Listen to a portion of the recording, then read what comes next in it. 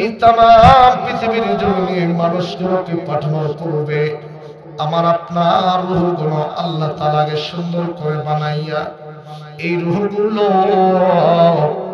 একটা ময়দানে সমস্ত রূহগুলোকে আল্লাহ তাআলা জড়ো করিয়া আল্লাহ রাব্বুল আলামিন সমস্ত রূহগুলোকে ডাক দিয়ে বললেন, রূহরা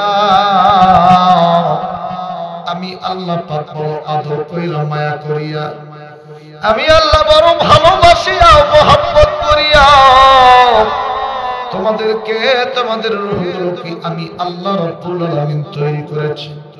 সিরিয়াল অনুযায়ী তোমরা দুনিয়াতে যাইবা, কিন্তু দুনিয়াতে যাওয়ার পূর্বে আজ তোমরা রূহরা আমি আল্লাহর কাছে ওয়াদা দিয়া যাও, আমি আল্লাহর কাছে তোমরা আজকে অঙ্গীকারবদ্ধ হইবা। রূহরা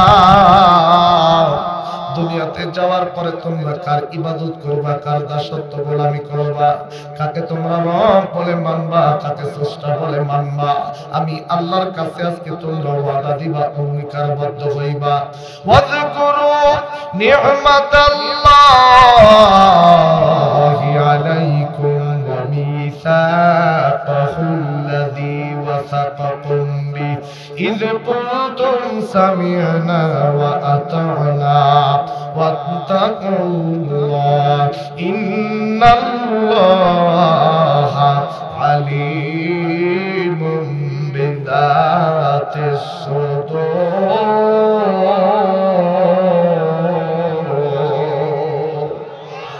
আর একটু জোরে বলেন না বাজান, আল্লাহু আকবার। আমার আল্লাহ এই দুনিয়ার জমিনে পাঠানোর পূর্বে আল্লাহ রাব্বুল আলামিন সেই দিন আমাদের কাছ থেকে ওয়াদা নিয়া এরপরে আমার ভাইরা আমার বন্ধুগণ দুনিয়াতে আমাদেরকে ডাকতে বলল, রূহরা দুনিয়াতে যাওয়ার পরে কার ইবাদত করবা, কার দাসত্ব গোলামি করবা।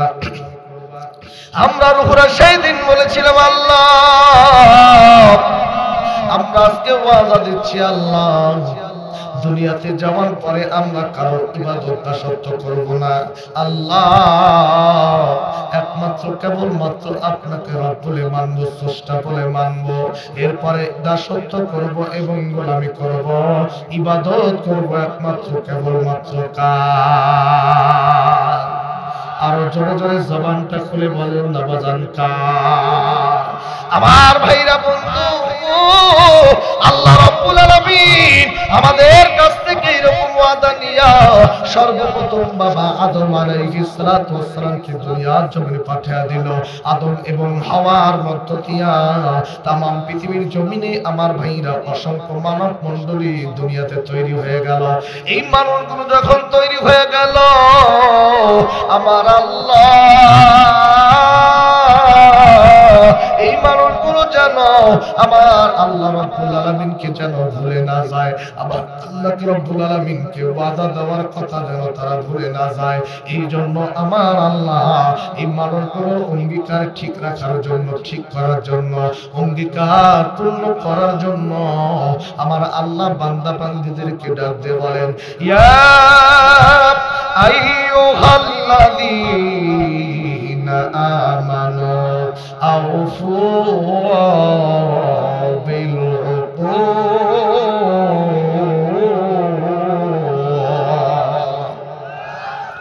আল্লাহ ডাকতে বল, দুনিয়ার ঈমানওয়ালারা, দুনিয়ার মানুষ শোনো শোনো,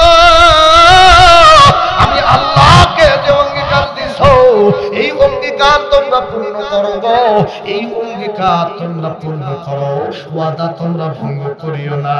বাবাজি, আল্লাহ রাব্বুল আলামিন আমাদের মাঝে অসংখ্য নবী রাসূল পাঠিয়ে দিত।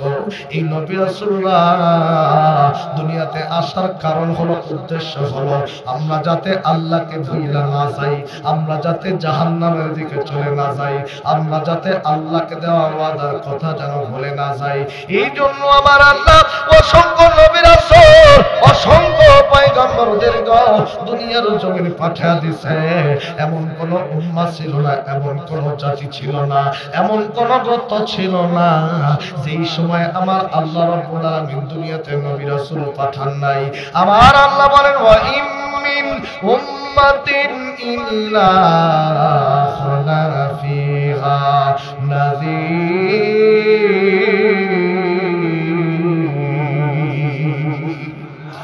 আল্লাহ রাব্বুল আলামিন লাগতে বলেন, এমন কোন জামানা ছিল না, এমন কোন যুগ ছিল না, এমন কোন উম্মাহ ছিল না যাদের জন্য আমি আল্লাহর নবী রাসূল পয়গম্বর পাঠাই নাই। প্রতিটা দলের জন্য, প্রতিটা উম্মার জন্য আমি আল্লাহ রাব্বুল আলামিন সিরিয়াল অনুযায়ী ধাপে ধাপে নবী রাসূল পয়গম্বর পাঠাইছি।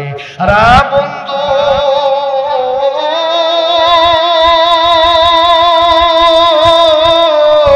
এইভাবে নবী রাসূল আমার আল্লাহ দুনিয়ার জমিনে পাঠাইতে পাঠাইতে ঈসা নবী পয়গম্বর দুনিয়াতে চলে আসে। ঈসা নবীও একটা সময় দুনিয়া থেকে বিদায় নিয়ে চলে যায়। বাবাজি, ঈসা নবী বিদায় নেওয়ার পরে প্রায় 500 থেকে 600 বছর আমার আল্লাহ দুনিয়াতে আর নবী রাসূল পাঠান নাই। কিন্তু এই সময়টার মধ্যে এই মানুষগুলো আমার আল্লাহকে দেওয়া ওয়াদার কথা তারা ভুইলা যাইতে থাকে, আমার আল্লাহকে তারা ভুইলা যায়। শুধু তাই নয় বাবাজি, আমার আল্লাহকে দেওয়া ওয়াদার কথা তারা ভুইলা আল্লাহকে বন্ধু রূপে নামাই না, আমার ভাইরা আল্লাহর পরিবর্তে অন্য কাউকে তারা রব-স্রষ্টা বলে মানা শুরু করে দেয়। এ বন্ধু বাবাজি, আল্লাহ বাদে দুনিয়ার অন্য কাউকে তারা অভিভাবক মানে। আমার আল্লাহ তো বারবার সাবধান করে দিয়েছেন, পবিত্র কোরআনে ডাকতে বলেন, ওয়াল্লাযীনা ইত্তাখাযু মিন দুনিহি আউলিয়া আল্লাহু হাফিজুন আলাইহিম ওয়া মা আনতা আলাইহিম বিওয়াকিল।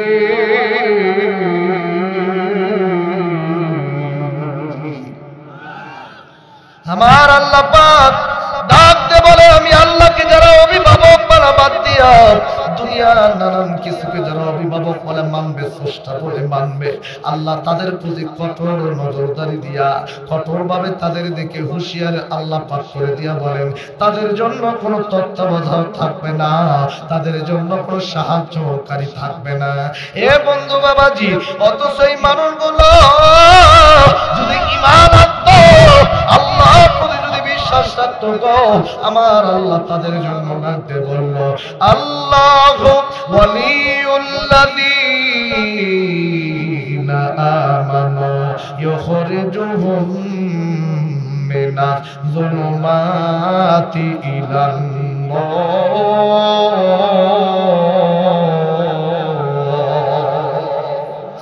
আল্লাহ বলে, যারা ঈমান আনবে, আমি আল্লাহকে ভয় করবে, আমি আল্লাহ পাক রব্বুল আলামিন তাদের অভিভাবক হইয়া মিনাজ যুলুমাতি ইলান নূর, আমি আল্লাহ অন্ধকার অসম্মতার পথ থেকে আলোর পথের সন্ধান দিয়ে দিব। জোরে কন্যা সুবহানাল্লাহ।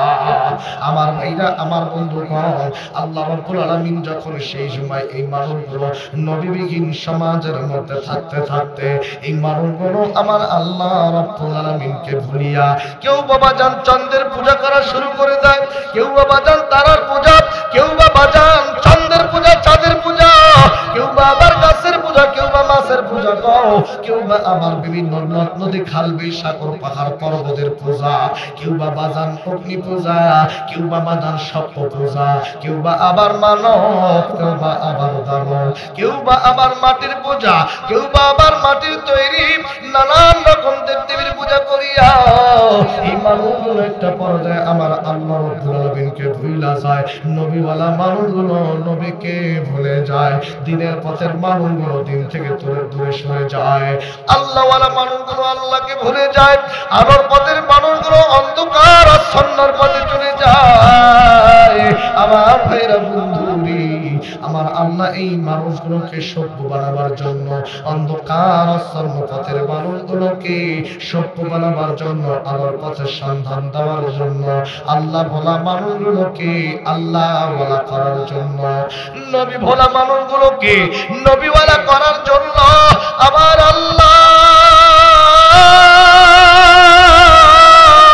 তামাম পৃথিবীর জমিনে মানুষগুলোর হেদায়েতের জন্য আল্লাহ রাব্বুল আলামিন तमाम পৃথিবীর মানুষের হেদায়েতের কল্যাণে দুইটা রহমত দুইটা নিয়ামত तमाम পৃথিবীর মানুষের হেদায়েতের কল্যাণে আল্লাহ পাক পাঠায়া দেন। একটু আওয়াজ করে জবান করে বলেন না বাজান সুবহানাল্লাহ। আর জোরে জোরে জবান করে বলেন সুবহানাল্লাহ। এক নম্বরে আল্লাহ পাক সর্বপ্রথম तमाम জাহানের কুল কায়নাত যার জন্য আল্লাহ বানাইলো আমার আল্লাহ পাক রব্বুল আলামিন সর্বশ্রেষ্ঠ নবী মুহাম্মদ সাল্লাল্লাহু আলাইহি সাল্লামকে পাঠিয়ে দিল। সুবহানাল্লাহ বলেন। দ্বিতীয় নম্বরে নবীজির প্রতি নূর নামক 30 পারা কোরআন আমার আল্লাহ পাক পাঠিয়ে দিল। আল্লাহ রব্বুল আলামিন ডাকতে বলল নবী গো আমি আল্লাহ নূর নামক 30 পারা কোরআন পাঠিয়েছি দুনিয়াতে বান্দা বান্দির জন্য, এমনি এমনি পাঠাই নাই, উদ্দেশ্য নিয়ে আমি আল্লাহ তাআলা পাঠাইছি। আমার আল্লাহ বলে নবী গো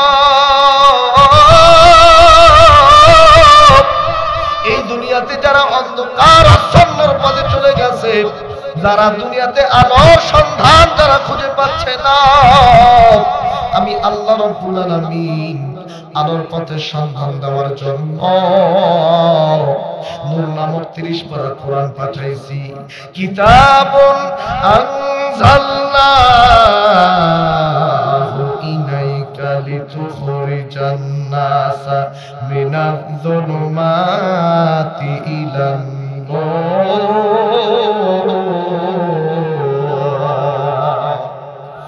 আমার আল্লাহ পাক বলেন নবী গো আমি আল্লাহ পাক যারা অন্ধকার অসম্মর পথে চলে আসে আমি আল্লাহ তাদেরকে আলোর পথের সন্ধান দেওয়ার জন্য নূর নামক 30 পারা কোরআন অবতীর্ণ করেছি। বলেন আরেকবার সুবহানাল্লাহ।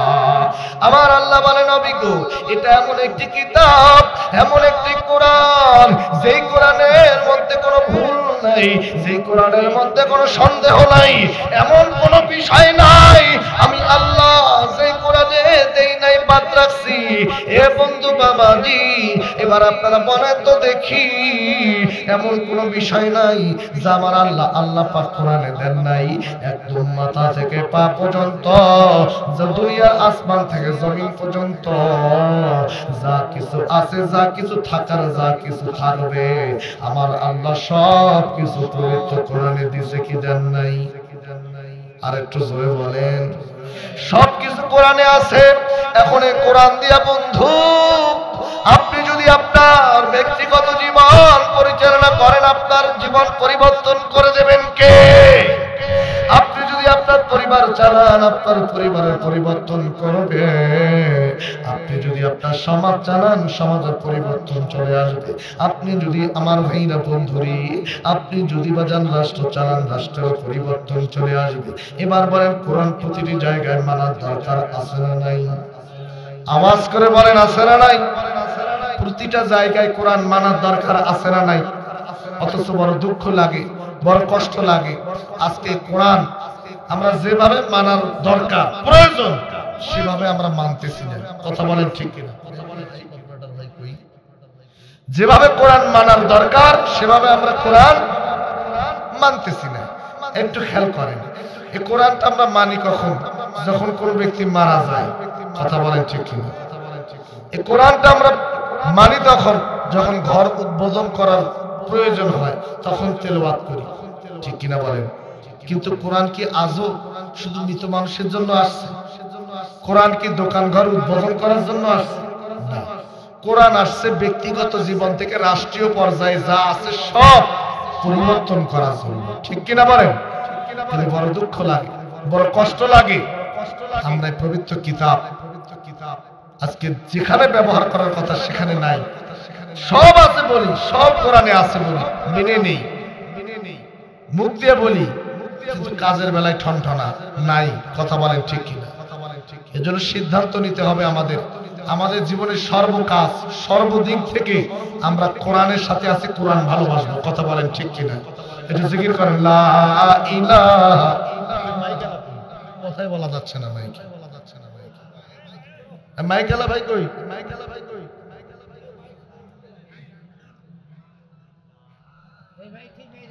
মাইকালা ভাই একটু এদিকে আসেন জোরে লা ইলাহা সুবহানাল্লাহ আলহামদুলিল্লাহ লা ইলাহা আরো জোরে লা ইলাহা একসঙ্গে বলেন মানা লা ইলাহা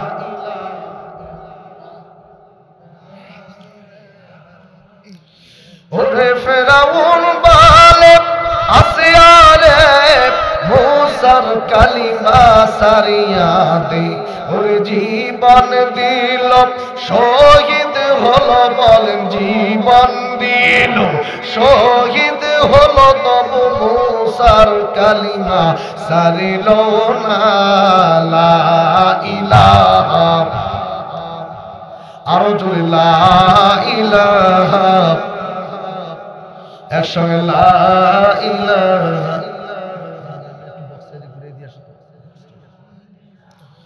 জোরে লা ইলাহা আরো জোরে লা ইলাহা ইল্লাল্লাহ মুহাম্মাদুর রাসূলুল্লাহ সকলে বলেন সাল্লাল্লাহু আলাইহি ওয়াসাল্লাম। আমার ভাইরা আমার বন্ধুরা তাহলে বলতেছিলাম পবিত্র পবিত্র কোরআন জীবনের সর্বকাজে আমাদের মানা দরকার আছে, জীবনের সর্বকাজে আমরা মানব সেই পবিত্র কিতাব থেকে। আমার ভাইরা বন্ধুরে আমি আপনাদের সামনে 114টা সূরার মধ্য থেকে 66 নম্বর সূরা সূরাতুত তাহরিম থেকে 8 নম্বর আয়াত তেলাওয়াত করেছি। আল্লাহ যদি তৌফিক দান করে বাবাজি এই আয়াতের উপর কিছু আলোচনা বলার চেষ্টা করব ইনশাআল্লাহ। আমার ভাইরা আসুন আসুন দেখি আল্লাহ পাক এই আয়াতে কি বলছেন। আমার আল্লাহ রাখতে বলেন ইয়া আইয়ুহাল্লাযীনা আমানু তুবু ইলাল্লাহি তাওবাতান নাসুহা।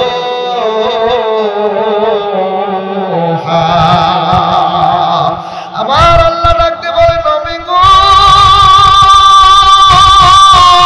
ইয়া রাসূলুল্লাহ ইয়া হাবিবাল্লাহ আপনি तमाम পৃথিবীর মানুষগুলোকে জানিয়ে দেন যারা ঈমান আনছে যারা ঈমানওয়ালা আমলওয়ালা তাদেরকে আপনি জানিয়ে দেন যারা ঈমান আনছে ঈমানদারদেরকে আমার আল্লাহ বলেন তোমরা যখন দুনিয়াতে চলবা চলার পথে যখন তোমাদের ভুল হয়ে যাইবে তোমরা যখন পাপ করবা তোমরা যখন গুনাহ করে ফেলবা অপরাধ করে ফেলবা তোমরা যখন নাফরমানি করে ফেলবা আরে বন্ধু আমার আল্লাহ রব্বুল আলামিন লাগবে বলল হে ঈমানদারগণ তোমাদের জন্য আমি আল্লাহ একটা রাস্তা খোলা রাখছি তুবু ইলাল্লাহি তাওবাতান নাসুহা। তোমরা যদি খাঁটি দিলে আমি আল্লাহ তাআলা যদি তওবা করতে পারো আমি আল্লাহ রব্বুল আলামিনের কাছে যদি তোমরা মাফ চাইতে পারো আমি আল্লাহ খাঁটি দিলে যারা তওবা করবে আমি আল্লাহ তাদের তওবা তোমরা আশা রাখিও তোমরা আশা রাখো আমি আল্লাহ তোমাদের তওবা কবুল করে তোমাদের গুনাহগুলো আমি আল্লাহ maaf করে দেব। সুবহানাল্লাহ। এ বন্ধু বাবাজি আল্লাহ ডাকে বলল নবী গো আপনি तमाम পৃথিবীর মানুষগুলোকে জানিয়ে দেন তারা যদি তারা যেন আমি আল্লাহর কাছে তওবা করে কারণ তওবা করার সময় ফুরিয়ে গেলে তারা যখন তওবা করুক না কেন আমি আল্লাহ রব্বুল আলামিন তাদের তওবা কবুল করব না আমি রব্বুল আলামিন তাদের কোনো গুনাহ maaf করব না।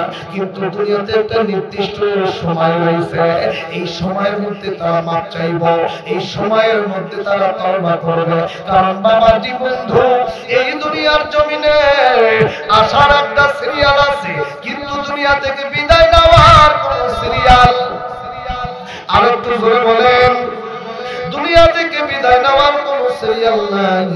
যখন তখন মৃত্যু চলে আসতে পারে যখন তখন মওত চলে আসতে পারে আপনার আসার একটা সিরিয়াল দুনিয়াতে আছে বাবাজি। আপনার আপনি আছে, আপনার আগে আপনার বাবা আছে, আপনার বাবার আগে আপনার দাদা আছে, দাদার আগে দাদার বাবা, দাদার দাদার বাবা, এইভাবে সিরিয়াল অনুযায়ী দুনিয়াতে আসছে। আবার আপনি আছেন, আপনার পরে আপনার সন্তান আসবে, সন্তানদের পরে আপনার নাতিপুতি আসবে, এইভাবে একটা সিরিয়াল আছে। কিন্তু দুনিয়ার জমিনে যাওয়ার কোন সিরিয়াল নাই যে কোন মুহূর্তে চলে আসতে পারে। আমরা দুনিয়াতে দেখেছি বাবা কাদের মধ্যে সন্তানের লাশ নিয়ে গুরুস্থানের দিকে যায়, আছে না নাই? আমার দাদা দাদি বেঁচে আছে, দাদা দাদি বেঁচে আছে, কিন্তু দাদার কাদের মধ্যে নাতির লাশটা নিয়ে গুরুস্থানের দিকে যাচ্ছে, আছে না নাই?